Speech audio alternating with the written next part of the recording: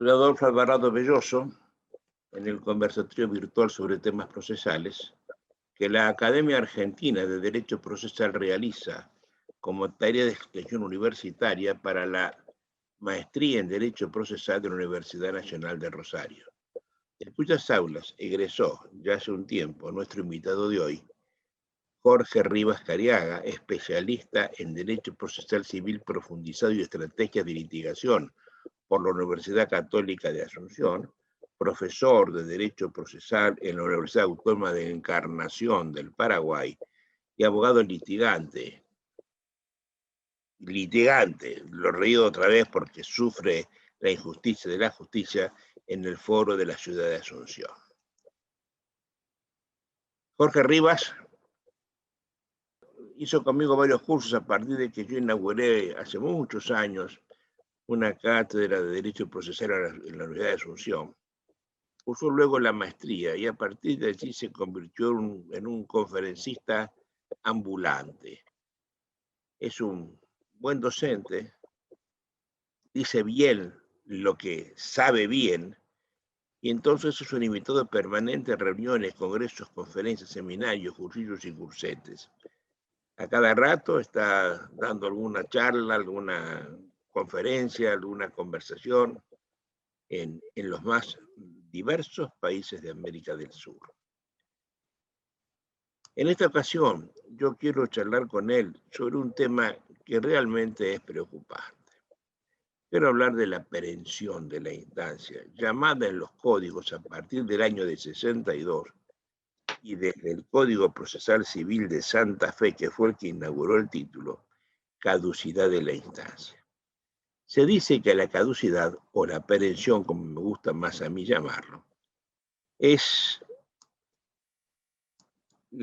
un medio anormal de terminación del proceso, en una distinción que hacen algunos doctrinarios en medios anormales y medios anormales, llamando medio normal solo a las sentencias, anormales a todos los demás, al desistimiento, al allanamiento, a la transacción, a la perención de la instancia, a la detención del recurso, que son los demás. Si yo me rijo por las estadísticas actuales que presentan los tribunales año a año, yo creo que de ninguna manera la sentencia puede ser el medio normal. En mi ciudad de Rosario, con 1.100.000 habitantes, el año pasado se dictaron muchísimas sentencias, pero ellas, respecto del número de asuntos ingresados a los juzgados, fueron apenas el 14.9% de los pleitos existentes. Es decir, no creo que se pueda llamar la normalidad al 14%, porque hay un 86% que no puede ser la anormalidad. En esta normalidad, una de esas cosas, me parece a mí que está la perención, que hace años, y particularmente desde que puso el dedo en la llaga Franco Cipriani, el inolvidable profesor de la Universidad de Bari sobre el Adriático en Italia, es un instituto claramente autoritario. Yo creo que podría llamarlo nazifascista, porque los códigos nazis del 37 y fascistas del 40 en Italia copiaron el texto inicial que había hecho Franz Klein en el año de 1895 para el Imperio Austrohúngaro. Yo quiero recordar que el señor Franz Klein, tan de moda, tan nombrado últimamente por el procesalismo americano, era un señor que creía que el proceso era una enfermedad gravísima, porque tenía a la gente llena de cavilosidades, peleándose entre ellas, quitaba muchos bienes del normal desarrollo del comercio. Y él decía que el proceso era una enfermedad que tenía que ser sacada a todo trance de inmediato, y por eso empoderó a los jueces, a quien le dio las facultades y le puso algunas veces el deber de impulsar los procesos de oficio para terminarlos cuanto antes. La verdad es que la enfermedad no es el proceso, la enfermedad es el conflicto. El conflicto entre subjetivo de intereses que mina la paz social. Y entonces el proceso es un remedio al conflicto. Es claro que si yo me tomo una aspirina, me puede quitar el dolor de cabeza. Esa es la relación de causa-efecto. Si me tomo un balde de aspirina, es probable que me muera de una hemorragia intestinal. Por tanto, el proceso hay que regularlo para que sea una aspirina, por tanto, un remedio. Y como remedio, no puede estar legislado como injerencia del Estado, que se mete, al igual que lo que hacía Franz Klein, en la libertad de la voluntad de los particulares de seguir adelante un litigio. Pero que esta es la realidad. Todos los códigos de América Latina, todos, han establecido la perención, la caducidad de instancia, que se hace cada vez más chica. Antiguamente era de 2 años, 1 año, 6 meses, 3 meses, y a veces días, como ocurre, por ejemplo, la caducidad de instancia por falta de sellado, de reposición de sellado en el Código Procesal de Santa Fe. En los últimos años se ha tratado de evitarla a toda costa. Es más, ha desaparecido, por ejemplo, lo laboral de mi ciudad de Rosario. Porque cuando el obrero comienza el pleito y a él le pasan los 6 meses y se cae el pleito, eso no le gusta a los sindicatos y no le gusta a la política local, entonces para él no tanto. Y entonces lo que se ha hecho es mantener la institución para que los jueces estén contentos y así puedan limpiar sus casilleros de expedientes que se mueven poco, que no se mueven, pero lo que se hace es no terminar el pleito así de improviso, sorpresivamente, sino una suerte de aviso previo que lo vamos a explicar con Jorge Rivas en la conversación. Yo en mi proyecto de código que hice para el Instituto Panamericano de Derecho Procesal, lo mantengo con muchas condiciones, pero lo mantengo porque los jueces quieren que se mantenga. Sería imposible erradicarla por completo porque ellos necesitan tener la sensación de que vacían sus casilleros pletóricos de expedientes. Esto así presentado tiene un viso político muy importante. En la Argentina ha habido muy poca literatura sobre el tema. Además del Tratado de Parry, que fue Adolfo Parry, que fue una obra importante de hace muchos años, desde Salta, Lutay Forranea nos regaló un hermoso libro sobre el tema. Y en la Enciclopedia Jurídica Omeva, Inocencio Rillo Canales escribió hace años una voz que se llamó Interrupción, Suspensión y Purga de la caducidad de la instancia, y dedicó 100 y pico de páginas de la enciclopedia, que era un tomo importante al tema, ¿no? Pero fuera de esto, y salvo la jurisprudencia, no hay mucha, ¿eh? Hay jueces a los que no les gusta la caducidad, y entonces en la duda no la aplican. Hay jueces que les encanta la caducidad, y entonces la aplican de oficio. Y si no dudan, están a favor de la caducidad y no en contra como los demás. Es decir, esto da para mucha conversación, porque es un tema absaz político, que además, como lo veremos ahora con Jorge, con la primera pregunta que le voy a hacer, ha sido tildado de orden público por algunos legisladores. Mi querido Jorge, bienvenido a este conversatorio, lugar de conversaciones. Vos sos absolutamente de la casa, te recibo con el afecto de siempre, que sabés que te tenemos. Y ya escuchaste la presentación del tema, ¿no? Yo sé que vos estás preocupado hace muchos años por esto, que tenés algunas conferencias, algunos estudios sobre el asunto, por eso te convoqué para hablar de ello. Y quiero empezar con esta calificación de orden público. A ver, partiendo de la base de que la caducidad es la muerte de un expediente por el mismo tiempo de transcurso del tiempo sin que nadie haga algo en él, ni las partes ni el juez, esto para ciertas legislaciones se ha dicho que es de orden público. Jorge, empiezo a escucharte con esta pregunta inicial. Bienvenido y te escuchamos. Buenas tardes, querido maestro Adolfo Alvarado Belloso. Un placer estar aquí contigo. Respondiendo a la pregunta, voy a decirte lo siguiente. En mi opinión personal, la caducidad de instancia es una de las instituciones jurídicas más contradictorias e injustas que existen dentro del derecho procesal. Puede traer consecuencias gravísimas, inclusive negando el acceso a la justicia a los ciudadanos, al ciudadano a pie, y no está bien legislada. En el procedimiento civil es de orden público, una vez que opera la caducidad, pues termina el proceso. En tanto, en el procedimiento laboral, si bien es cierto, dice el código que es de orden público, sin embargo, admite la purga, la perención, con lo cual en el mismo artículo tenemos una contradicción, porque si opera de pleno derecho, pues ya debe concluir el proceso y no puede haber purga posible. Sin embargo, admite la posibilidad de la purga, no lo dice expresamente, y sugiere la realización de un incidente para obtener esa perención de instancia. Pero además... Te interrumpo acá un segundito. Eso de orden público o no de orden público tiene que ver con, porque el sintagma orden público fue groseramente utilizado en los años 40, 50 y 60 del siglo pasado, ¿no? La verdad es que es un concepto que viene del derecho italiano. Nadie sabe bien qué es el orden público. Hay 4 o 5 libritos sobre el tema que tratan de explicarlo.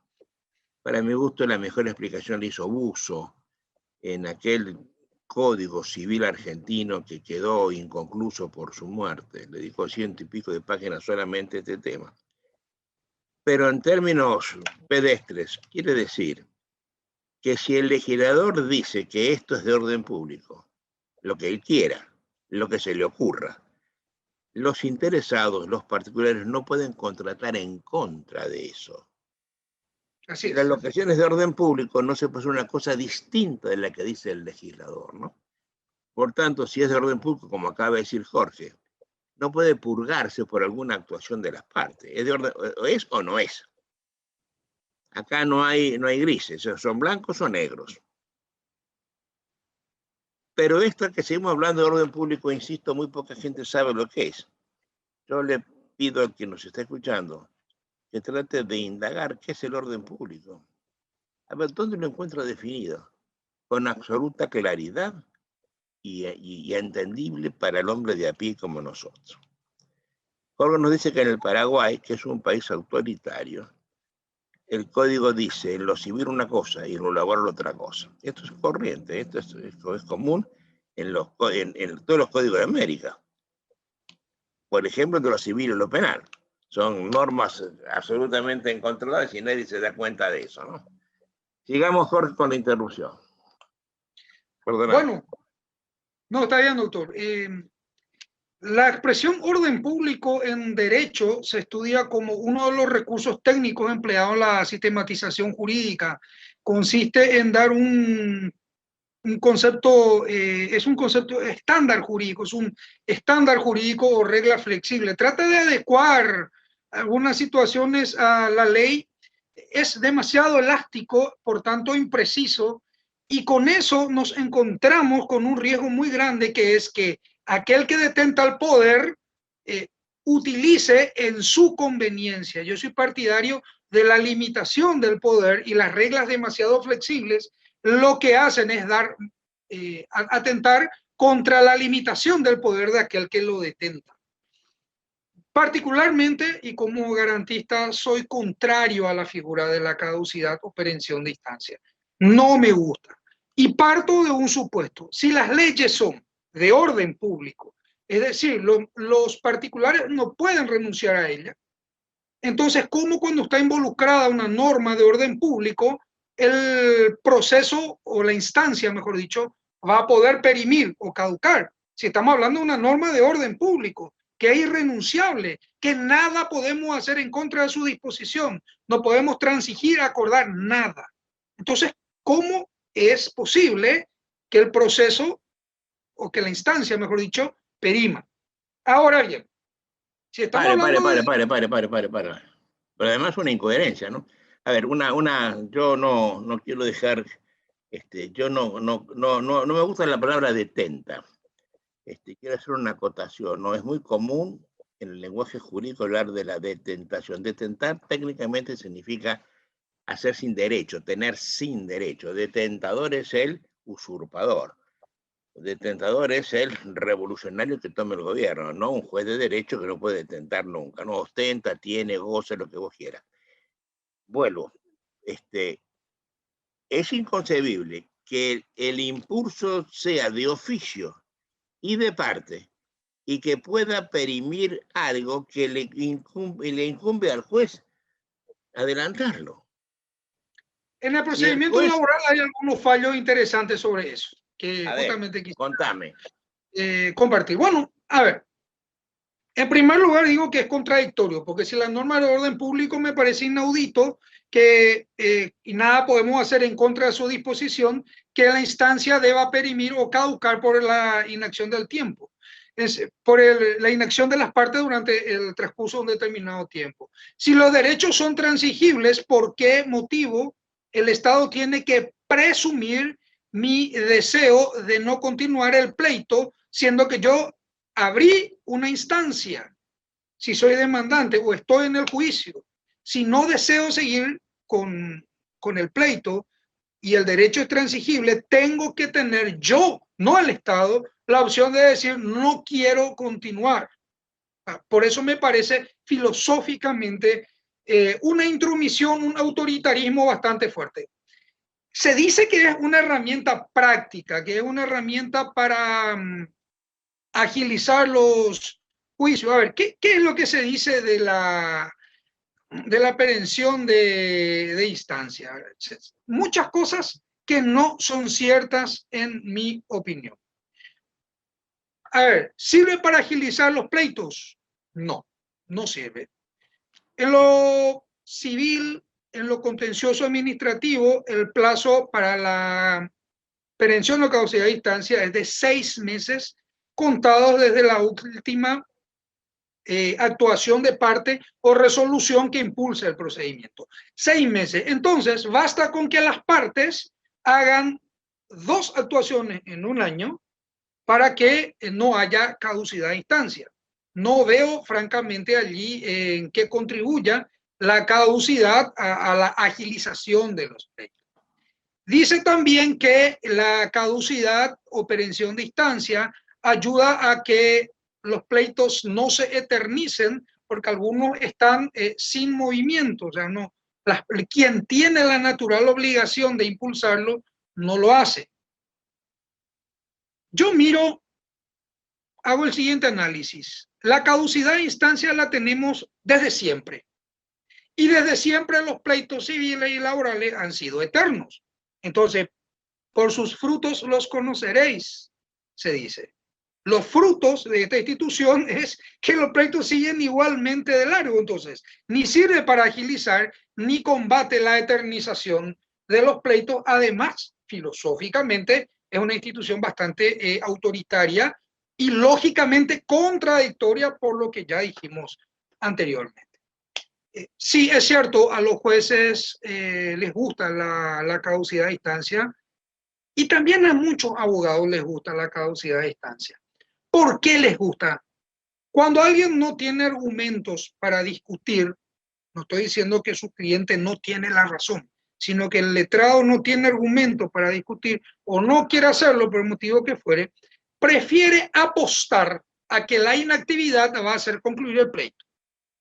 Entonces, es para evitar el trabajo intelectual, la labor de abogar. Para eso es muy útil la caducidad de instancia. Y analizo yo qué resultado positivo tenemos en la práctica. Yo no le veo de verdad ni uno. Después hay algunas cuestiones también que yo creo que eso que estás diciendo tiene que ver también con que hay abogados que apuestan a ganar costas con esto.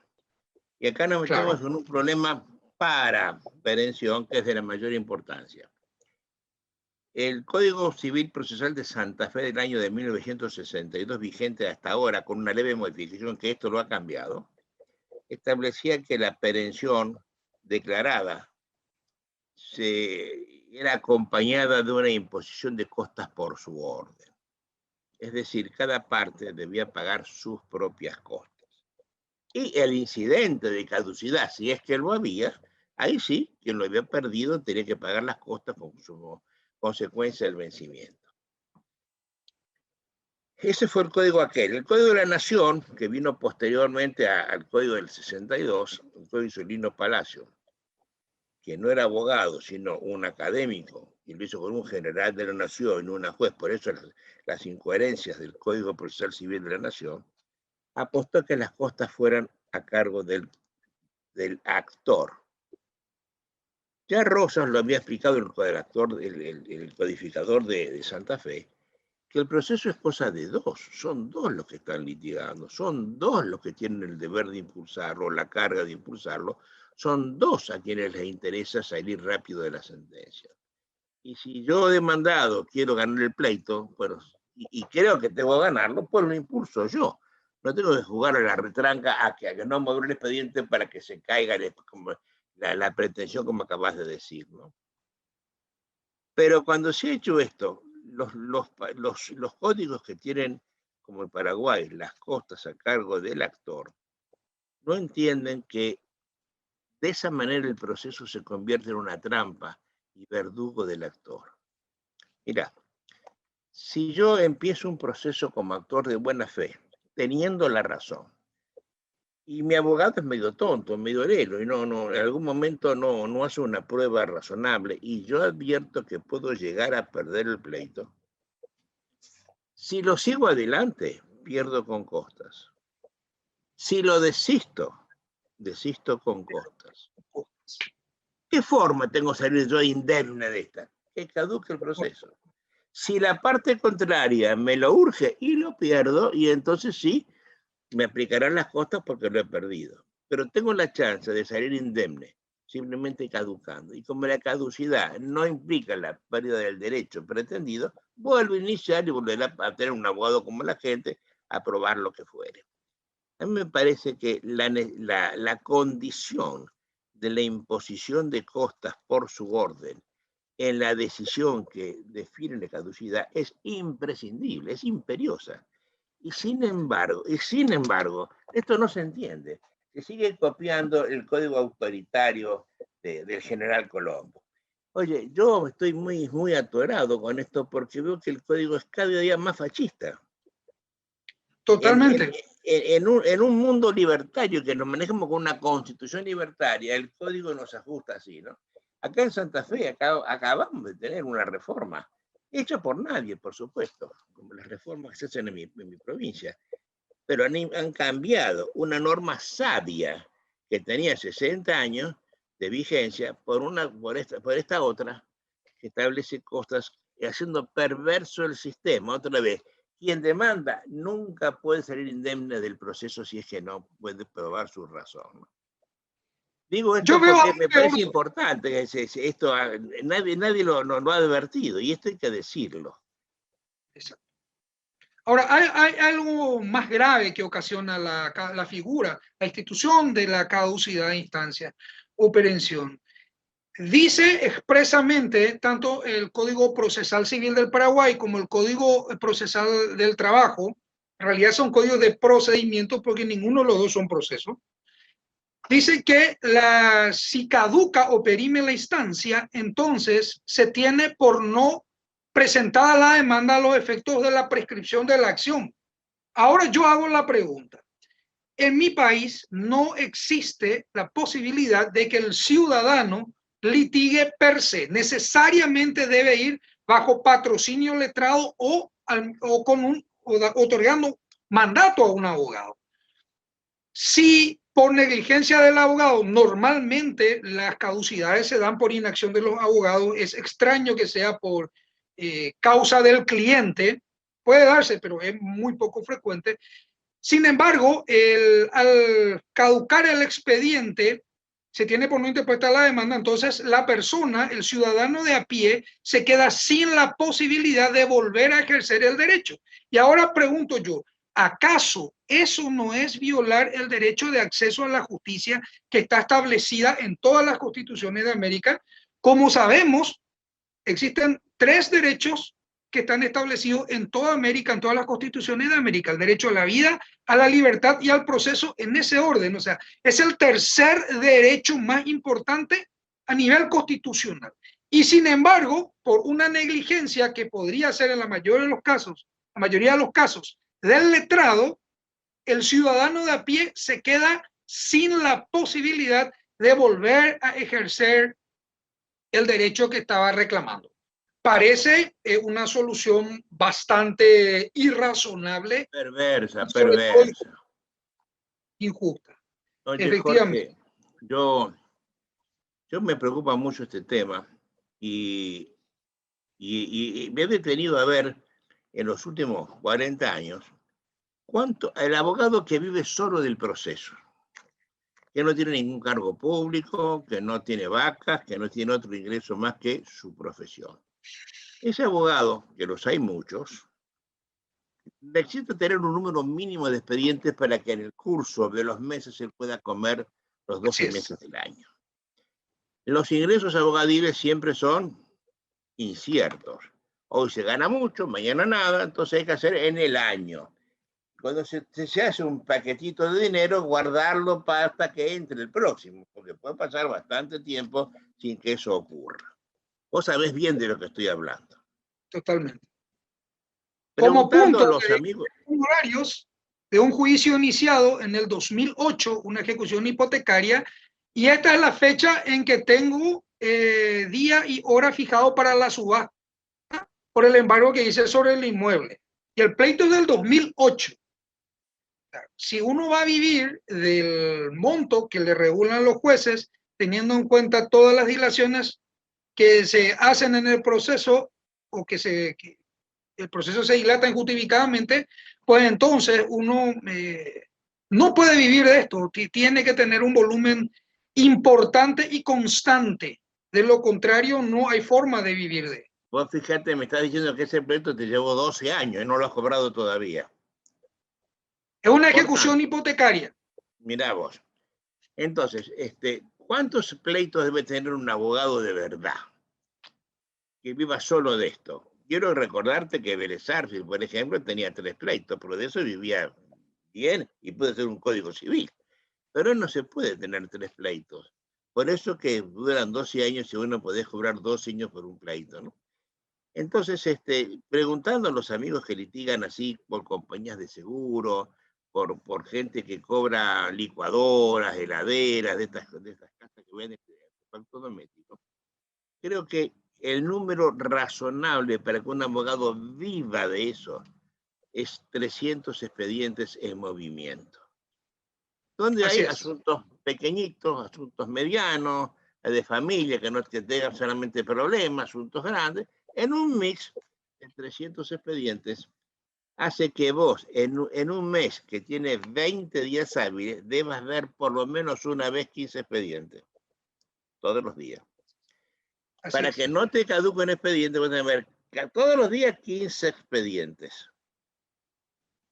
Y actuar. Pero al tiempo de eso vos tenés que recibir el ritmo de tu trabajo, te lo impone otro, te lo impone el contrario en cada expediente que te manda la cédula con un plazo que te genera a partir del día siguiente el recibo de la cédula.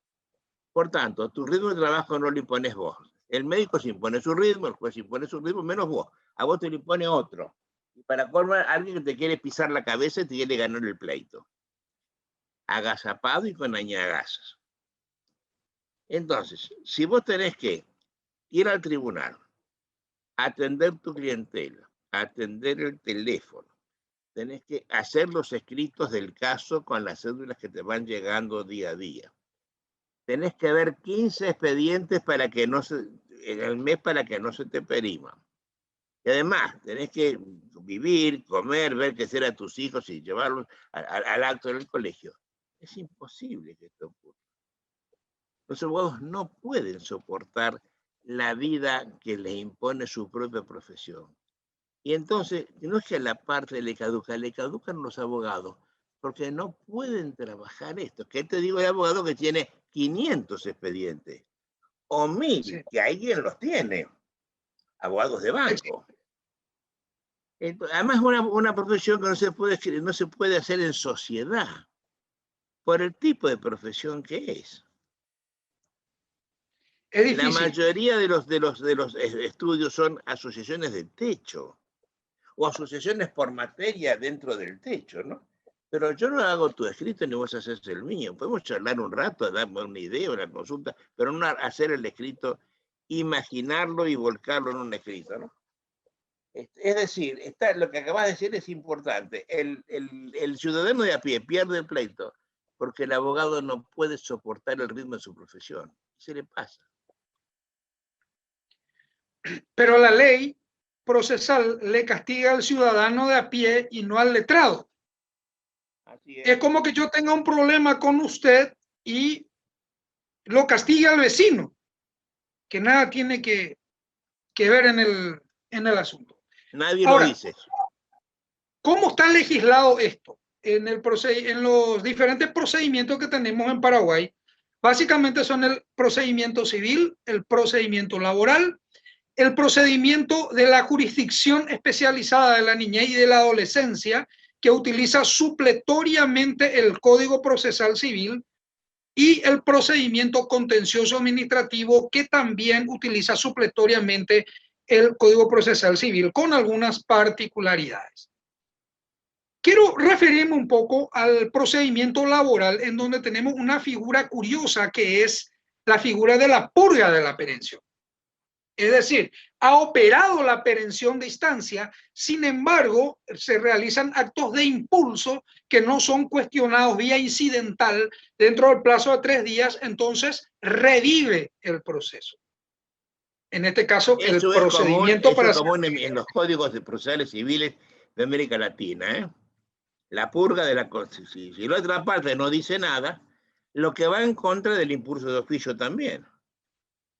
Pero genera un problema, porque en el procedimiento laboral el juez, bueno, lo único que no puede hacer el juez del trabajo es redactar la demanda al trabajador. Después puede hacer todo, pero absolutamente todo en el amplio sentido de la palabra.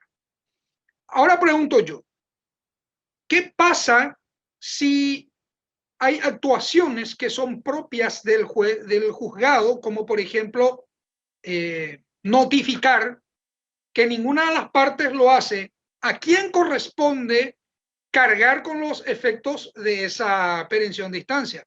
O, por ejemplo, llegamos a la etapa de alegación. Ambas partes presentan los respectivos alegatos por escrito y el juez dicta un proveído que dice: téngase por agregado el escrito presentado por el abogado Jorge Rivas conteniendo los alegatos. Punto. No llama autos para sentencia, como debe hacerlo, porque luego en la etapa de alegación ya el expediente entra en estado de sentencia. Y ahí es la pregunta: si es obligación del juez llamar autos para sentencia y no lo hace, ¿perime o no perime la instancia en el procedimiento laboral? Estas son algunas curiosidades. Hay jurisprudencia variada, pero hay una tendencia en lo laboral que dice lo siguiente: si se tiene que pasar ya a una etapa en la que el juez debe dictar una resolución, un proveído, un auto interlocutorio o la sentencia, y no lo hace, la parte no puede cargar con las consecuencias perniciosas de la inactividad, y por ende, entonces no hay perención de instancia. Ahora bien, otra vertiente dice: es obligación de las partes instar el curso del procedimiento. Lo que yo sostengo básicamente es que esta jurisprudencia tan variopinta es peligrosa. Yo prefiero, la ley, ¿qué es lo que hace? Nos da seguridad. Entonces yo prefiero que sea el legislador el que resuelva este problema. La jurisprudencia complementa, interpreta y precisa el alcance de las demás fuentes formales, pero la jurisprudencia no, o sea, el juez no puede convertirse en legislador. Entonces yo abogo para que sea el legislador el que correctamente establezca las reglas, siendo contrario a la aprehensión o caducidad. Pero si la vamos a tener que padecer, pues entonces que esté correctamente legislada y no dejar al arbitrio de la jurisprudencia. En mi país ha pasado algo simpático. El mes de enero, que tenemos feria judicial todo el mes de enero, la pregunta era: ¿se computa o no se computa el mes de enero a los efectos de la caducidad de instancia?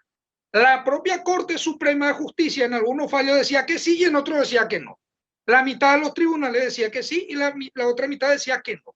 Cada uno con argumentos sólidos. El problema entonces era que al presentarse una situación de caducidad de instancia, uno carecía en absoluto de seguridad jurídica respecto a cómo se iba a resolver el pleito. Era la moneda. No existe peor cosa que decirle, que tener que decirle al mandante, mire señor, yo no sé cómo se va a resolver este pleito porque depende de la suerte que tengamos con el que nos toque. Se va a volver loco el mandante, el cliente, si la respuesta que le damos es no sé cómo va a terminar, porque lo pueden resolver de cualquiera de las dos formas. Es como resolverlo por las cartas o con los dados o con un juego de manos. Oye, o con una nadie ha tomado conciencia de eso para resolverlo. Bueno, en el caso de Paraguay con la feria judicial del mes de enero, el legislador resolvió estableciendo que no se computa el mes de enero. Pero a eso voy. Justamente la solución debe venir de la ley y no dejar tantos años al arbitrio de las resoluciones de los jueces. Eso es demasiado peligroso y da inseguridad. Justamente lo que ahuyenta a la gente es la inseguridad. En este caso, la inseguridad de cómo se va a resolver un pleito. Oye, Jorge, estás poniendo el dedo en la llaga en otro tema, que es de la mayor importancia. Hoy, por lo que estás diciendo vos, si yo litigo un mismo exacto asunto, lo tengo en dos expedientes distintos, y uno cae en la sala 1 lo gano, en la sala 2 lo pierdo, y si fuera posible, en la sala 3 lo empataría. No es posible, pero en este tren de ejercicio podría llegar a hacerlo. Y eso se llama jurisprudencia discordante. Y hace unos años, creo que en 1969, 70, 72, yo dirigía la revista de estudios procesales desde el Centro de Estudios Procesales de Rosario. Un prócer de la juridicidad uruguaya, hablo de Adolfo Gersi Vidar, que fue un doctor honoris causa argentino por la Universidad Nacional del Litoral, escribió un trabajo maravilloso, que podés verlo, está en la academia, que se llama Principio Constitucional de Igualdad y Jurisprudencia Contradictoria, diciendo cómo esto rompía absurdamente, absolutamente, la igualdad constitucional, ¿no? Para eso, algunos tribunales han generado la necesidad de unificar jurisprudencia. Y para eso es lo que se hace, como en Santa Fe, por ejemplo, tienen los jueces, cuando ven que es jurisprudencia contradictoria, sí en una sala y no en la otra, tienen que convocar un tribunal plenario, así se llama, donde van a votar todos los jueces. Se hace la pregunta en abstracto, a ver, ¿la caducidad opera de oficio o no opera de oficio? Lo que vos quieras, la pregunta. Resuelven todos. Atención, y gana la mayoría. Y esa resolución de la mayoría democráticamente es aceptada por los demás y por el resto de los tribunales, por un lapso. En mi provincia, por un mínimo de 5 años. Es decir, si hay jurisprudencia contradictoria, está en los propios jueces el evitarla, para que no haya, ¿no? Pero eso no está en el Paraguay. No, no tenemos esa figura. ¿Sabés por qué no está? Porque ustedes han cambiado el código procesal sin cambiar la ley orgánica. Ustedes no tienen ley orgánica. Y para hacer un procedimiento razonable, hay que empezar por la organización. Ahí está el meollo de la cuestión. Maestro, hay una duda que se ha generado siempre respecto, hablando de la perención o caducidad de instancia. En el expediente se dicta la sentencia definitiva, pero esa sentencia nunca se notifica a las partes. Hoy en Asunción, y se va ampliando al resto de las circunscripciones judiciales, con el expediente electrónico, cuando se dicta una resolución, el sistema automáticamente notifica. Pero antes de esto, y no en todas partes está vigente el expediente electrónico, pero la pregunta o la cuestión jurídica es la siguiente. Si no se notifica la sentencia definitiva, ¿puede caducar la instancia? Bueno, han habido soluciones también distintas. Particularmente creo que si el objeto del proceso es la sentencia, al haberse llegado a la sentencia no puede caducar un proceso porque justamente la instancia abierta ha llegado a su final con el dictado de la sentencia. La notificación de la misma entiendo yo que es únicamente a los efectos de que quede firme y se pueda ejecutar, pero no debería considerarse a la sentencia como parte del proceso, sino como el objeto. El proceso es para obtener una sentencia. Y han habido antiguamente contradicciones también respecto de ese caso. En general, lo que yo creo que sucede en nuestro derecho procesal es que estamos llenos de vaguedades, ambigüedades y legislaciones que no estudian el fondo de la cuestión, sino que llenas de buenas intenciones crean enorme caos por desconocimiento de cómo funciona un sistema. Oye, O cómo Jorge, debe funcionar. lo que estás diciendo es Acá plenamente... litigó. El asunto es plenamente atendible, ¿no? Y cierta tu opinión. Pero, ese pero siempre molesta, ¿no? Pero hay veces que esto clama al cielo. Y te lo voy a explicar. Fue una sentencia, a mí me tocó hace años, en rigor de verdad fue el objeto de mi primera conferencia pública. Entre nosotros está normado cuáles son los efectos de la perención. La perención en segunda instancia, si la sentencia era, a ver, si la sentencia era, no, si la sentencia es esa, es confirmatoria, pues, perdón, estoy equivocado. Estoy hablando de la segunda instancia. La sentencia, perime en la segunda instancia, se tiene por confirmada la sentencia. Pero hubo un caso, que fue el que provocó todo lo que estamos hablando ahora, donde había una sentencia de desalojo que hacía lugar al desalojo.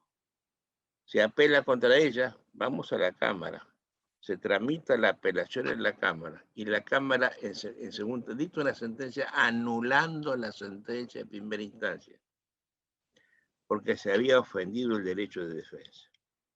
Esa sentencia de segunda instancia anulatoria de la de primera, el abogado que venía ganancioso y ahora se encuentra que es perdidoso, porque tiene que empezar todo de nuevo, picarescamente no la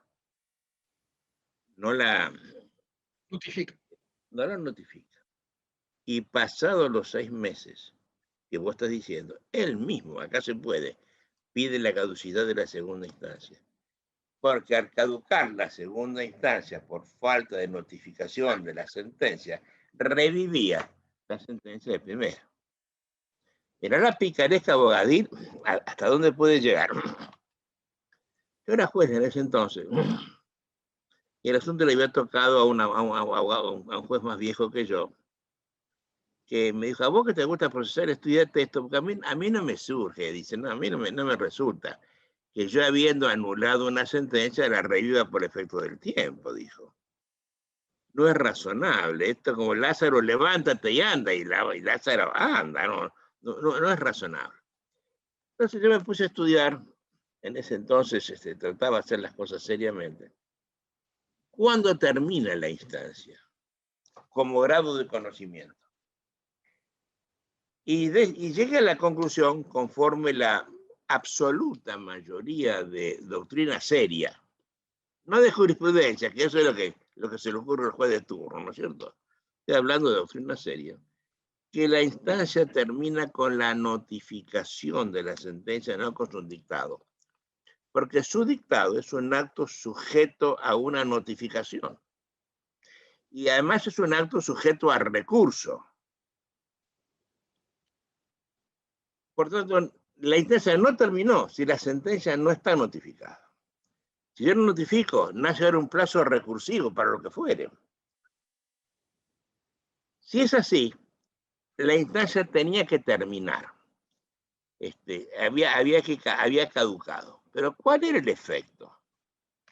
El darle certeza, darle vigencia a la sentencia inferior.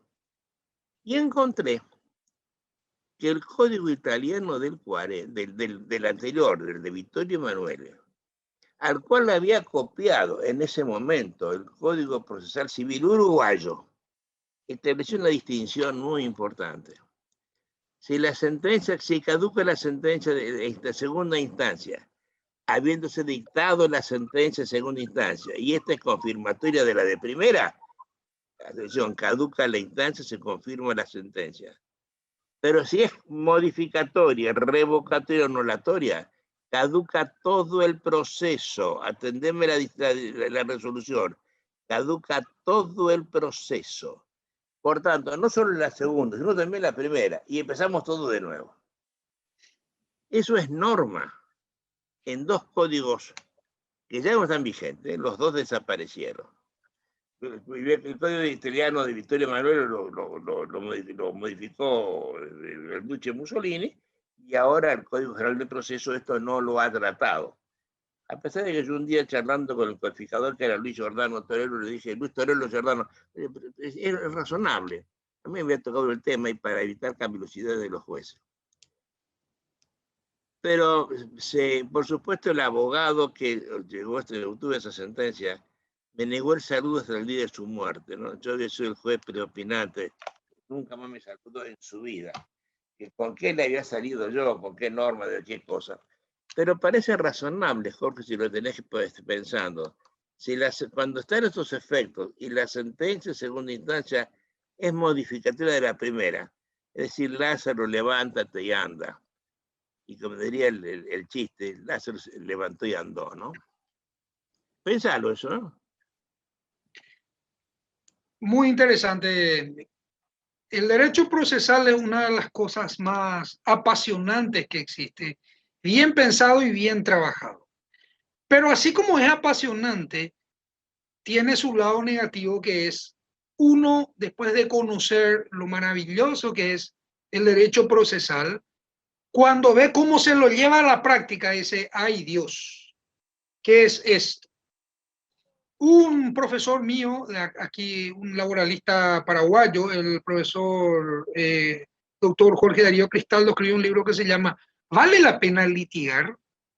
Y es como una catarsis de un profesional de años. El principal referente del derecho laboral paraguayo, una de las figuras más destacadas, escribe un libro en el que dice, si ustedes tienen fuerza para hacerlo, háganlo, que yo no puedo más. Y realmente es penoso que sea así lo que sucede en la práctica. Quería hacer, volviendo... ¿De cuándo es el libro? Yo no lo conozco. Tiene unos 3 años más o menos. Unos 3 años. Oye, ¿y vive Cristaldo? ¿Vive Cristaldo? Sí, vive. Bueno, te encargo que me lo contactes, quiero hacer una charla con él sobre ese libro. Me encanta el título, ¿vale la pena litigar? Claro. Te lo encomiendo. Es una catarsis, realmente. Bueno, volviendo al tema de la perención no caducidad de distancia, hay un tema muy apasionante que es para quienes estudian los procedimientos simplemente como están legislados y no estudiaron el derecho procesal en sí como una rama o una ciencia autónoma, lo encasillan la teoría general del proceso. La teoría general del proceso. Quien no la estudia, hay cosas que no comprende. A ver, el inicio del cómputo del plazo para la perención o caducidad de distancia varía según se trata del procedimiento civil o del procedimiento laboral. En Paraguay tenemos todavía jueces multifueros. Entonces, utilizan el plazo de 3 meses de inactividad previsto en el Código Laboral, pero el cómputo del plazo lo hacen en los términos del Código Procesal Civil, con lo cual mezclan ambos procedimientos, lo cual es desde todo punto de vista incorrecto. A ver, analicemos, porque en lo civil el cómputo del plazo se inicia desde la última actuación de parte o resolución del órgano que tiene por objeto impulsar el procedimiento y caduca la instancia a los 6 meses. En lo laboral tenemos que perime la instancia a los 3 meses contados desde la notificación de la última actuación, desde la última resolución judicial o actuación de parte que impulsa el procedimiento. Y esto es muy interesante, porque si en Paraguay los días de notificaciones son los martes y jueves. he tenido yo un caso en el que se dictó una resolución en el ámbito laboral un día viernes que era el 3 de febrero, creo que algo así. El 4 de mayo, la parte demandada pide la aprehensión de instancia y el juez se la otorga. Vía incidental la otorga. Recurro por medio de la apelación. En el procedimiento laboral no existe el recurso de nulidad. Por la apelación se estudia también la nulidad. Y conseguimos la revocación. ¿Por qué? Porque como la resolución fue dictada el 3 de febrero, que era un día viernes, se notificó recién el martes siguiente, el 6 de febrero.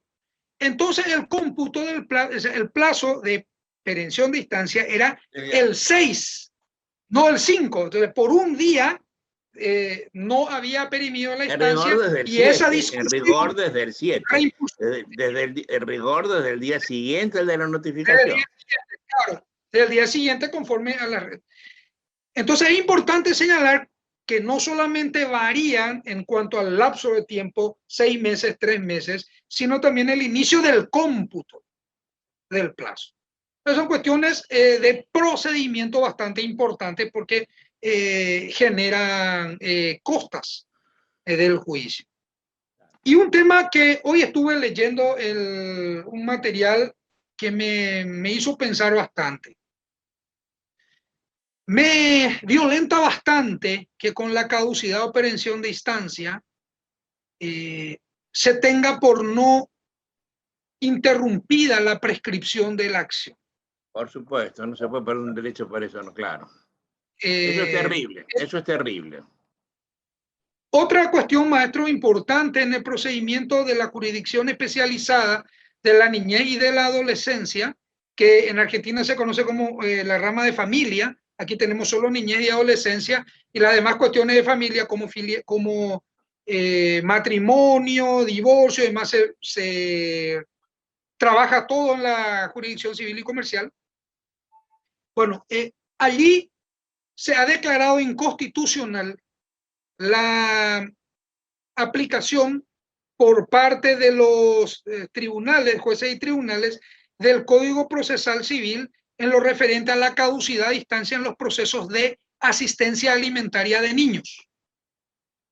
El fallo es muy interesante y dice que hay reglas especiales, que es una obligación preexistente que la Constitución del Paraguay establece a la familia como un núcleo demasiado importante, y que al ser esto de esta manera no se puede aplicar el rigor y la formalidad de la ley procesal en detrimento del niño. Eso es lo que dice el fallo en la no en acción de inconstitucionalidad. También encontré un fallo dictado en un juicio de prestación de alimentos que es aquel que se discute en sede civil entre adultos. El padre que reclama alimento del hijo mayor de edad o familiares consanguíneos, pero no se trata de niños, de menores de edad. Y allí sí aplican con todo el rigor de la ley procesal la figura de la caducidad de instancia. Entonces, estuve pensando yo en decir, si mi padre necesita alimentos, ¿acaso no es una obligación preexistente que deriva de la Constitución Nacional de Vínculos Sanguíneos, etcétera, el de asistir a mi padre? ¿Por qué solo el niño? ¿Vale más un niño que un adulto mayor, por ejemplo? ¿Cómo sopesamos el valor de la vida? ¿Y por qué aquí decimos no tenemos que aplicar el rigor procesal y en este otro procedimiento, que también es de alimentos, pero de adultos decimos no, acá sí aplicamos la figura de la caducidad de instancia? Estas son las cuestiones que creo yo que tienen que pensarse, repensarse y legislativamente plasmarse en normas. Va a ser importante el aporte, el apoyo de la jurisprudencia, pero insisto, el legislador debe resolver esto, porque somos una república y acá hay una división de poderes. La ley la hace el legislativo y los jueces lo que hacen es dirimir los conflictos entre particulares basados en la Constitución y en la ley, pero no deben hacer la ley. Es la tónica actual, ¿no? Oye, Jorge, se nos acabó el tiempo. Hace una hora conversando. Me pareció fructífera la charla. Has dicho muchas cosas, hemos dicho algunas cosas que no son comunes de escuchar en este tema, ¿no? Jorge, te dejo un minuto final para que hagas una expresión de deseos para terminar esto. Un Bien, llamado a tus colegas. pido que todos los abogados aboguemos por nosotros. ¿Cómo abogaremos por nosotros? Exigiendo una legislación que establezca reglas claras para todos. Podemos querer, nos puede gustarnos o no la caducidad de instancia, pero si la vamos a tener legislada, que sea bajo reglas claras, para que todos sepamos que cómo caduca, cuándo caduca, etcétera. Y sobre todo, por favor, no puede castigarse como la no interrupción de la prescripción de la acción como está actualmente. Hay mucho más que decir, pero creo que esto es lo sustancial. Jorge, gracias por esta tarde, me encantó la charla, te la agradezco, te mando un abrazo fuerte, hasta pronto y hasta siempre. A la orden, maestro, cuando usted desee.